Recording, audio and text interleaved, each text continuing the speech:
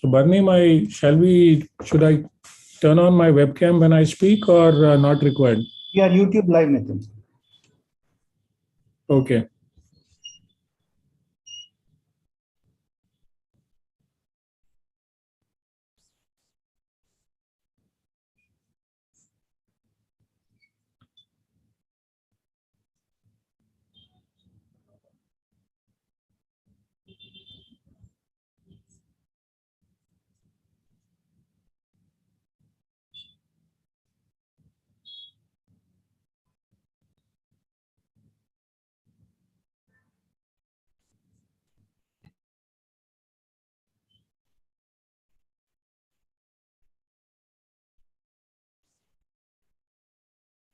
So we'll do a countdown. 5, 4, 3, 2, Then it's 1. not coming on YouTube. Yes. It's not coming on YouTube live.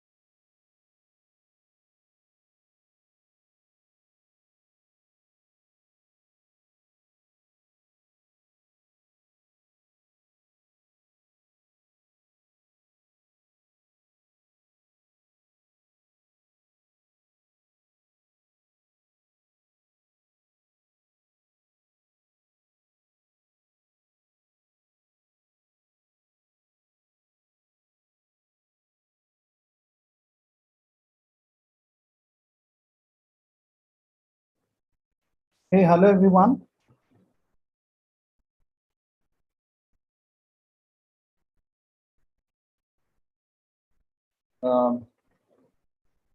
We are YouTube live now with AiTutor.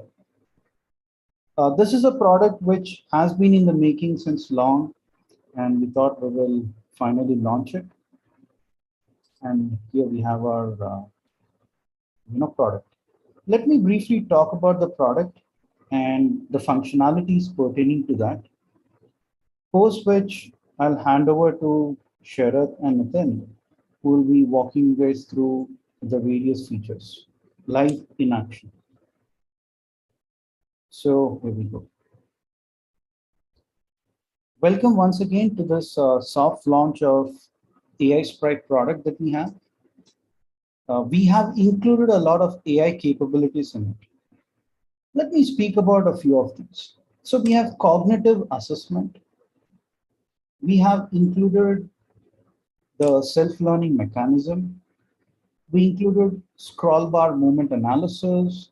We also included analytics, which will help detect autism in kids very early. We've also come up with the sign languages on special cases. Special cases means people who are differently abled, maybe deaf and dumb people. How are we going to help? We don't want to leave any single segment of people from learning the advanced technologies. And let me speak about cognitive assessment.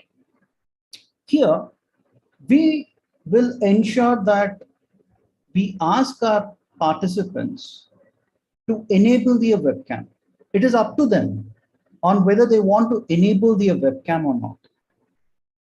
With their consent, once the webcam is on, it will capture the behaviors of the student, such as, is a person drowsy? or is a student away from the system, it would automatically pause the video. Or is a student confused, so on and so forth. It will also tell that out of 2 hours video that you have watched, from 5th minute to 7th minute, you were drowsy. Do you want to watch only the video from 5th minute to 7th minute? If yes, you can click on this link. It will also tell you what are the various topics which were explained in this duration. And also we will give you corresponding URLs as recommendation to read more. Maybe you were confused on decision tree algorithm. Maybe you want to read more about that. So we would be providing new URLs so that you learn more on those concepts. Or you can watch this specific portion of the video yet again. And also we would be showing analytics with data visualization.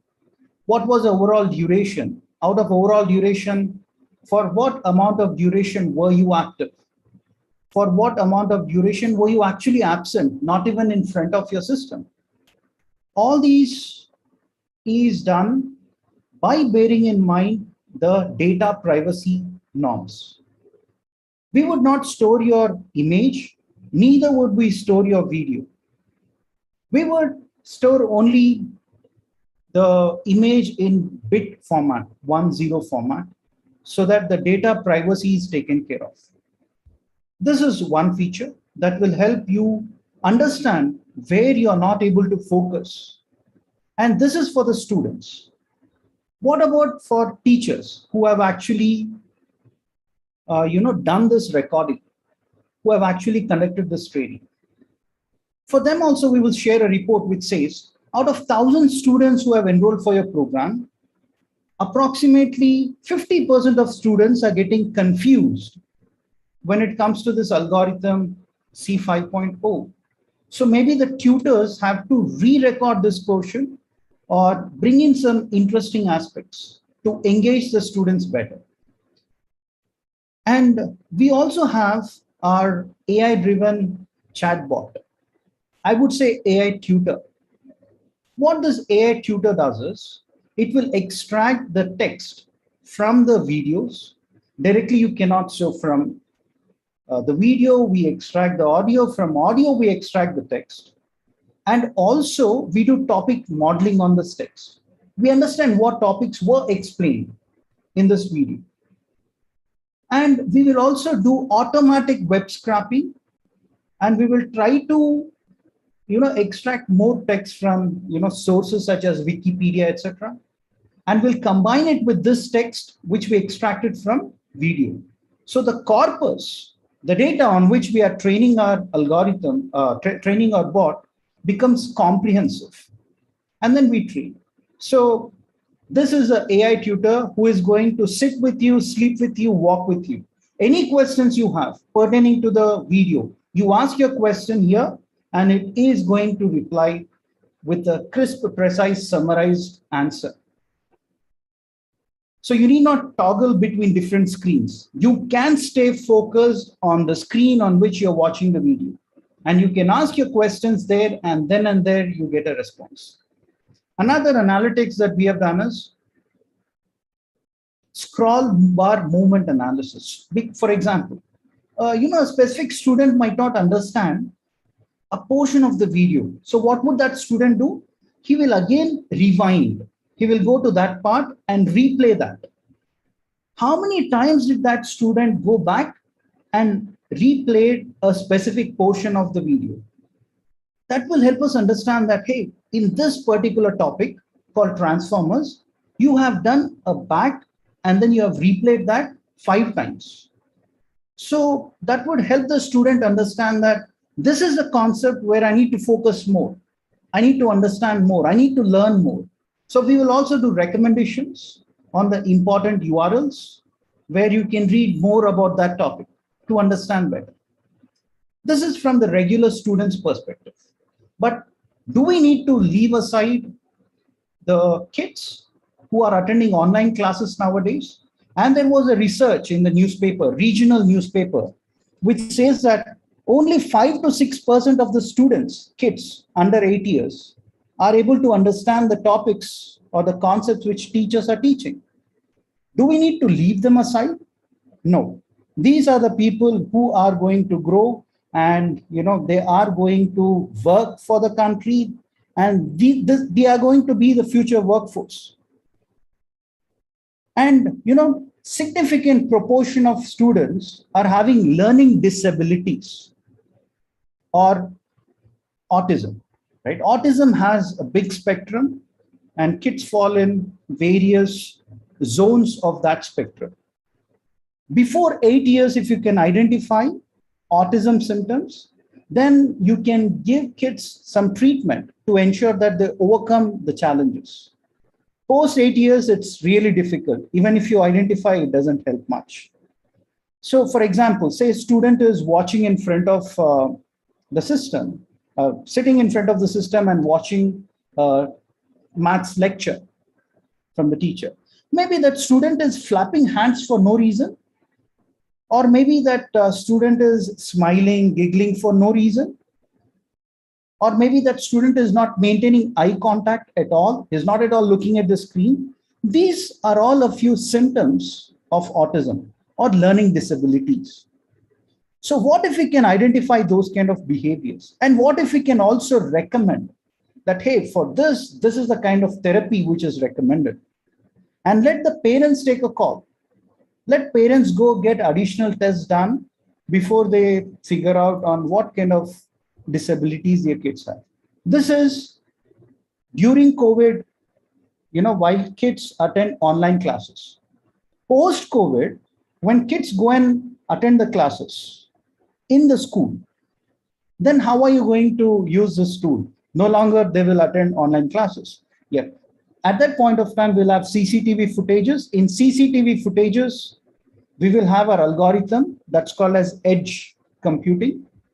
And we will put our algorithm on the edge device, IoT device, and then it's going to capture various additional behaviors, such as is a kid toe walking? Is that kid running on the toes? That's another symptom of autism.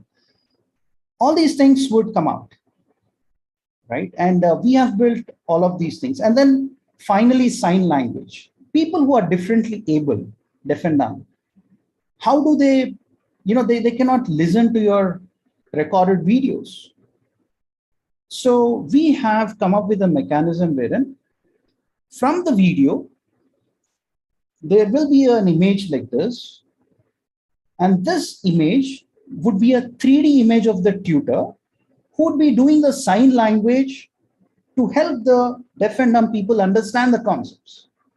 And if they have any questions, they can actually ask their questions using sign language, and the bot would respond back using sign language. And we have ensured that we use augmented reality in this. And then we would be sharing this information with various sign language organizations, such as American Sign Language, Indian Sign Language, European Sign Language, etc. And they would probably come up with new sign languages for emerging technologies. For example, deep learning algorithm. Maybe they'll have a different sign, a different symbol to demonstrate that. So these are the various capabilities that we have included in our state-of-the-art, AI Sprite tool, AiTutor. And we want to positively impact all these stakeholders: students, working professionals, colleges and universities. And Nitin will speak more about the kind of reports that we will generate and who are the stakeholders who will be impacted positively. We will impact kids with special needs in a positive way, parents of the kids, government establishments, corporates, learning and development departments. They need not pump in millions of dollars upskilling their employees. What employees do, they just watch the video once, or they just play the video and they'll be doing something else in the background, or they might be having a cup of coffee, or maybe they might be talking to their friends over phone. All those behaviors will get captured so that every penny spent in the upskilling of the employees of organizations is well spent. Exam proctors. You need not have a person physically monitoring you while you take your exam.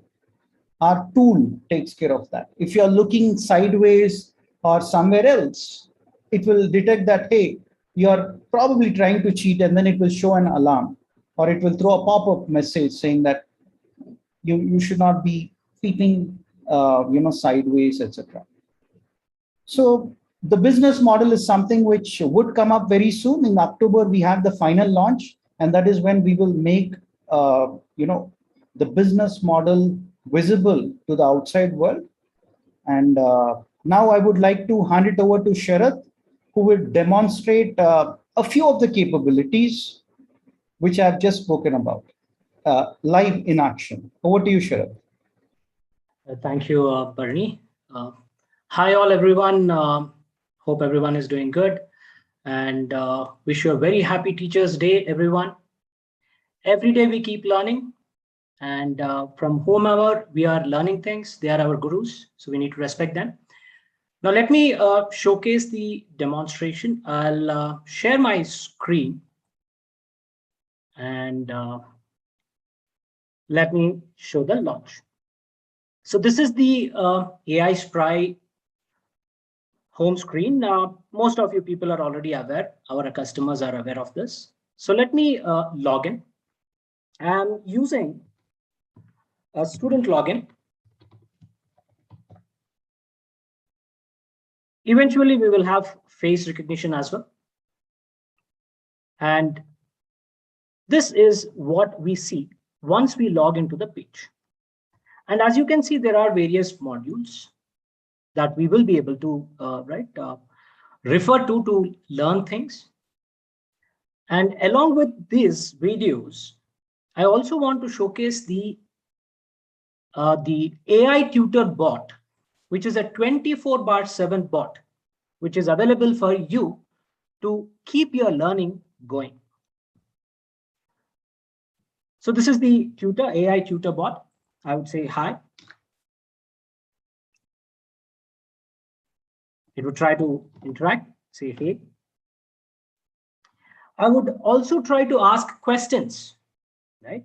Based on whatever the training that you are going through, you might want to ask certain questions which may not be so clear. So this tutor bot is going to help you quickly get the answer.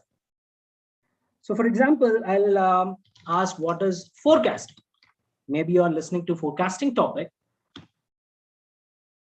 So when you ask the question, it is going to give you the answer for that, right? Maybe more complex. What is natural language processing? See, the answer is readily available for you to quickly learn, right? You don't have to toggle between your videos. You don't have to rewind. You don't have to try to refer to some other resource to get this information. The bot is readily available for you to take the help. And this is not just a text-based tutor bot. You can also have a conversation. For example, I will switch on the mic and I will ask a question to it. For example, what is SVN? Right? So it is still learning, but yeah. You don't have to type as well. What is underfitting? Look at that. So it is basically trying to hear out what you are saying, and then it is giving you the answer for that question. Of course, anyone has to learn. So is our tutor bot. It constantly learns. And when you ask certain complex questions, it may not probably be upskilled to that level, then it is trying to learn in the backend as well. So I would say a certain question like, what is CNN? So it says, thank you for your question. I'm still learning. That means it is in the backend starting to learn things along with you. And eventually it becomes Supreme Guru so that it can help all students who are trying to contact it. This is with respect to AiTutor bot. Now let me also demonstrate the behavior analytics. So as a lecturer, as a tutor, when I take any class, right, any session, I also want to observe how the student is behaving in the class, whether he is attentive. If he's attentive, is he focusing? What is his various emotions? Was he happy with the example that I was giving? Or maybe he was sad, he was confused. So I want to understand all these kind of emotions as well, right? Maybe the person is distracted. I want to capture that. And very commonly people yawn. They are getting drowsy. So we want to capture that aspect as well. So the interactive bot is also doing that, right? Let me demonstrate that. I'm launching.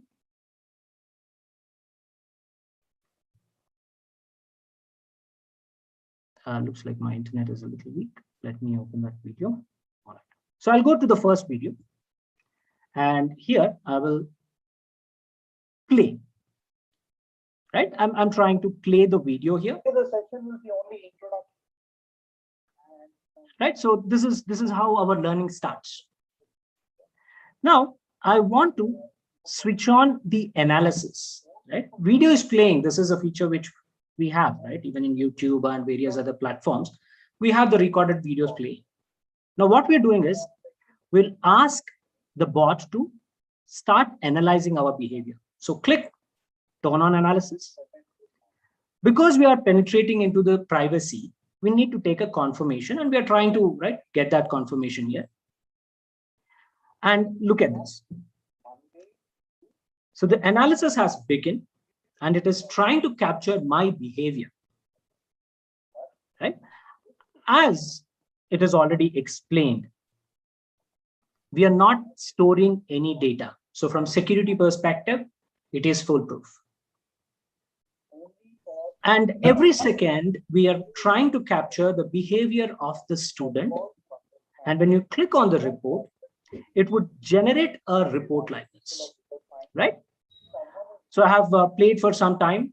So if you look into this, this is the detailed report that, longer duration report that you will see, right? And this is basically the detailed report that we are talking about. Now, what if I'm not in front of the system, right? So that's when the problem happens. When I'm not in front of the system, at that point of time, the system has to give a pop-up, right? So we will give that pop-up. Let me show you that.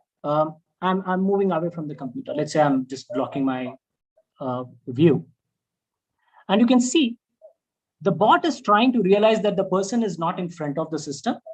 So it is asking for a confirmation on whether we want to continue the play or do you want to pause it. So if you are trying to step out, you might just click pause and the video and the analysis is paused, right? So this is how your bot behaves interactively. And we get the charts, right, like this. So it is capturing various emotions, whether the person was distracted, whether he was drowsy, whether he was happy, sad, neutral, right? All these emotions are captured.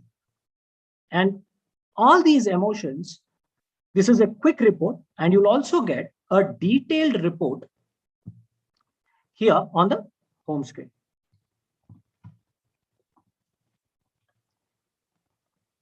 So we will have a detailed report section as well, wherein you can observe all that behavior that has happened, right? That the bot captured here. So behavioral analytics related report is there, right? It was also capturing the emotions. Along with that, it also captures the video analysis. How many times the person was moving forward, right, backward, repeating, then the scroll bar movement, right? So all these things will come here in the detailed report section. And not just that, you'll also be able to download these reports for your personal analysis as well. So this is where we stand, friends. And very soon this would be launched for public usage. I mean, everybody will be able to access it post the launch. Thank you. I would like to hand over to Nitin to explain more about the reports. Thank you, Sharath. Thank you, Barney, for the introduction and the demonstration there. So, friends, what you have just seen, what Sharath. So, before I start, I just like to quickly, go to the history of how the learning used to happen, at least in our country, where we used to have the gurukuls, and the students would get completely disengaged from the world, and they'd only be engaged with the teacher. So that was the level of concentration and the engagement that students, because they would renounce everything and be only students at that point of time. And therefore, I feel that having that kind of an environment made the learning process very easy for them because they didn't have distractions. And today's children have to deal with a huge number of distractions, given that we are now having the learning from home or online learning has become a reality. Very soon, we'll have to look at the new generation across, right from nursery classes to the graduate levels, where people are sitting for the last 2 years and probably become graduates or probably finished here 10th standard, 12th standard in these proctored way of examination. So this is definitely a matter of concern, not just for parents, but for employers of the future who want to know the quality of the output that is coming in. So the whole objective of our product has been to try to create some kind of a connection, which was currently the connection from a video learning is a one way. The video is playing, that's it. We want to have a two-way learning wherein the video or the portal is able to identify what the student is doing, and we have done various things. Both of my colleagues have explained in great detail what is there, and we also have a lot of other things. So the stakeholders in the learning process are essentially the students themselves. I'm not saying students are going to play hooky. Most of them are going to, be engaged in that. But there are students who will be sincere and they would want to know the repeats. The student or the learner is the stakeholder. The parents or the guardians are the second stakeholders. And the most important stakeholders are the tutors who are delivering these programs. So we have designed reports in such a way that we'll be able to cater to these three broad stakeholders regarding the performance of the learning process that is going on. So we have the student-based reports where the student is given information about, hey, you've been rewinding back and forth, for some time in this particular place. Why is it? So do you want this particular part of the video to be played again? All right. That is one thing. Now, like that, you were kind of drowsy. You were not attentive during this period. Shall I play the whole thing again? And if the person has been by and large active, good job done. I hope you have been done, and probably we can go to the next phase of any proctored tests or any kind of assignments to check what the learning is there. So that is essentially the student-based reports. Sharath, can you just scroll?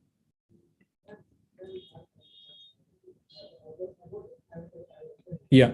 So we have the emotion analytics. This was something that we have done that. Yeah, we have the emotion.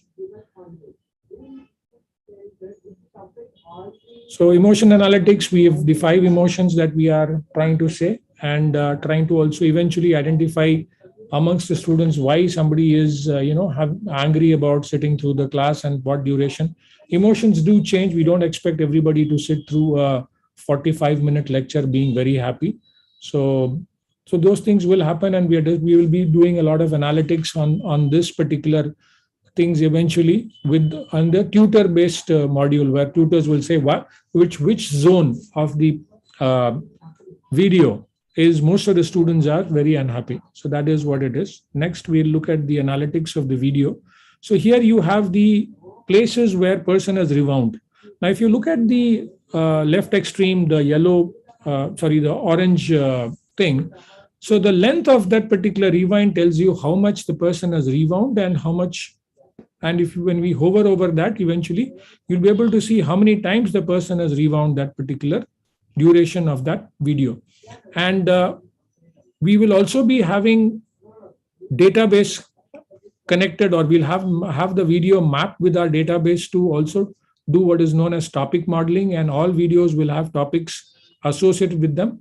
And we will tell them that, this topic, KNN, transformer. So in KNN classification, you have forwarded. So probably KNN is something that is a very easy topic for this particular student. But C 5.0 algorithm is something that the person has rewound and seen it again. Transformers is something that the person has rewound and seen it again.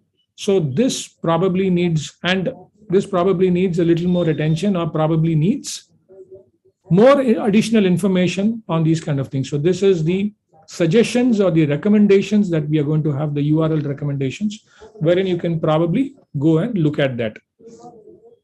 The extension, right now we are in the student module. Now, if we have the same thing in the tutor module, I'll just quickly explain to you what.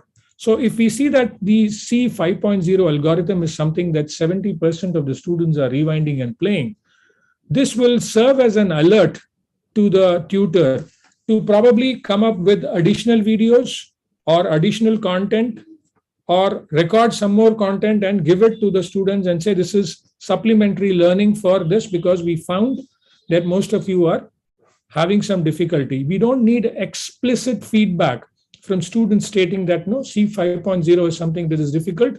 Please, can you give me additional listening? These analysis is something that we are going to do. My colleague has already spoken about the parents module, parents and guardian module, with reference to the special needs, some of the special needs children. But what about the others? How well is my son studying? What is the duration of his being active? What time during the day does he tend to sleep off or doze off?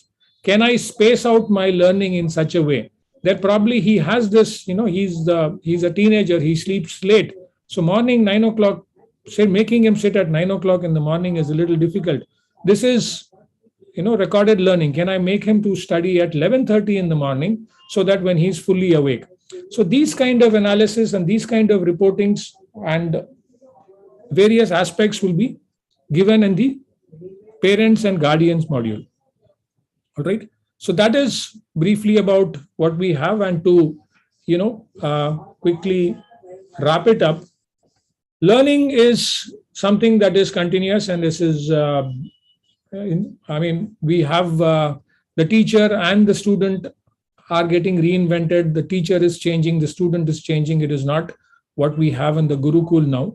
So given the changing infrastructure, changing ecosystem, it is also important that the medium with which the learning happens, the tutor and the students connect, is no longer just the books and speech, but also various other things. And our aim at 360-digit MG through our product AI Spry, AiTutor, is to increase that medium, to make that medium better and better, make that medium more rich, more AI driven, so that the actual learning and the actual engagement with the students of the tutor and the students is increased tremendously. And that is our vision for the future. Thank you. Yeah, thank you. Thank you so much, everyone, for attending the session. And thank you all so much, Sharath and Nathan, for presenting. Certainly a lot of hard work has gone into this product from all the different stakeholders, including our own 360-digit MG participants who have contributed to this product as part of their internship opportunity. And we would be launching this, and we'll be giving access to our participants to explore all of these features and reap benefits. And this would happen in the month of October. And most probably it will be on the day we celebrate our annual day at 360-digit MG. So we'll keep you all posted with constant communication around this. Thank you all so much once again for encouraging us to come up with these kind of innovative products. And we will certainly take this product to the next level. Thank you all. And happy Teachers' Day to one and all. Thank you. Thank you.